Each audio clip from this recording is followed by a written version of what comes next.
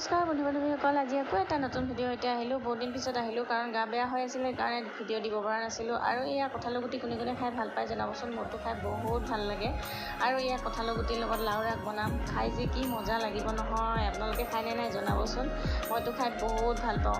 আৰু তাৰপিছত এয়া দুপৰীয়া সাজ বনাবলৈ আজি বনাব লৈছোঁ শামুক।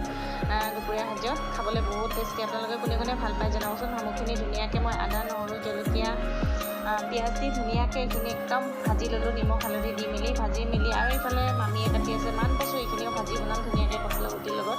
মামীয়ে এইফালে কাটি আছে, মই এইফালে শামুকখিনি ধুনীয়াকৈ ভাজি ল'লোঁ।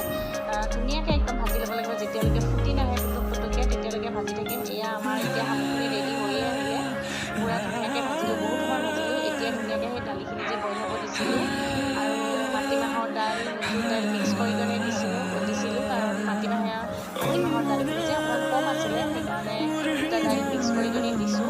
আৰু খাবলৈ বহুত টেষ্টি হৈছে। আপোনালোকে এনেকৈ কেতিয়াবা খাবচোন, খাবলৈ বহুত ভাল লাগে। মাটিমাহৰ দাইল নাথাকিলেও মচুৰ দালি দিও এনেকৈ শামুকৰ চব্জি খাব পাৰি। খাৰ দি ধুনীয়াকৈ কলৰ খাৰ দি বনাইছোঁ। আৰু আপোনালোকে খাই ভাল পায় নে নাই জনাবচোন। মোৰতো খাই বহুত ভাল